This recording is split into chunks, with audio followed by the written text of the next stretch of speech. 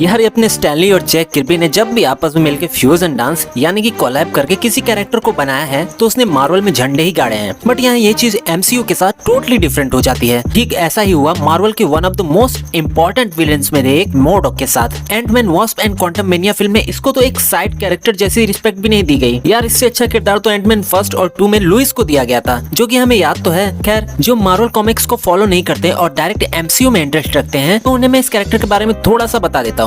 Comics में शुरुआती दिनों में इसका नाम मोडॉक यानी कि mental organism design only for computing था, जो कि बाद में रिप्लेस करके किलिंग कर दिया गया। इसका पहला अपीयरेंस 1967 की कॉमिक्स टेक्स ऑफ सस्पेंस में दिखा था। ये दिखने में ही इतना अजीब था कि इसके क्रिएटर उस टाइम डिसाइड ही नहीं कर पा रहे थे कि इसकी ओरिजिन क्या दिखाई जाए। फिर इसकी एक्चुअल ओरिजिन मोडॉक 11 नाम की कॉमिक्स में दिखाई गई। जॉर्ज टेल्टन एडवांस आइडिया मैकेनिज्म यानी कि AIM में स्किल्ड टेक्नीशियन था, जो कि वर्क कर रहा था अ ग्रुप ऑफ साइंटिस्ट के साथ कॉस्मिक क्यूब बनाने में, जो कि यूनिवर्स की असीमित पावर को अपने अंदर एब्सॉर्ब करने की क्षमता रखता है। एम कंपनी को तो हम MCU में भी देख चुके हैं आयरन मैन 3 में, और कॉस्मिक क्यूब का कॉन्सेप्ट भी हमें एक डिफरेंट वर्जन में देखने को मिला है MCU में, टेसरेक्ट के रूप में। खैर कॉमिक्स में एम ने प्रोजेक्ट मोडॉक शुरू किया था कॉस्मिक क्यूब की स्टडी के लिए, बट कुछ एक्सपेरिमेंट का हिस्सा रहने की वजह से जॉर्ज टेल्टन पर म्यूटोजेनेटिक इफेक्ट इस तरह से प्रभावित करता है कि वो सुपर इंटेलिजेंस ह्यूमन में बदल जाता है। बट उसका सर इतना बड़ा हो जाता है कि उसे संभालने के लिए साइंटिस्ट उसे हबल चेयर में फिट करते हैं, जिससे वो पूरी तरह से मोडॉक बन जाता है। बस फिर क्या था, बड़ी पावर्स के साथ बड़ी महत्वाकांक्षाएं भी आती है। फिर ऐसा ही मोडॉक के केस में हुआ। उसके नाम में कंप्यूटिंग का मतलब पूरी तरह से चेंज होकर किलिंग में बदल चुका था, और बाद में उसने एम को ओवरटेक कर लिया और उसका लीडर बन गया। MCU में हमें ये पहली और आखिरी बार एंटमैन से भिड़ते हुए नजर आ रहा है, बट कॉमिक्स में इसकी फाइट कभी एंटमैन से हुई ही नहीं,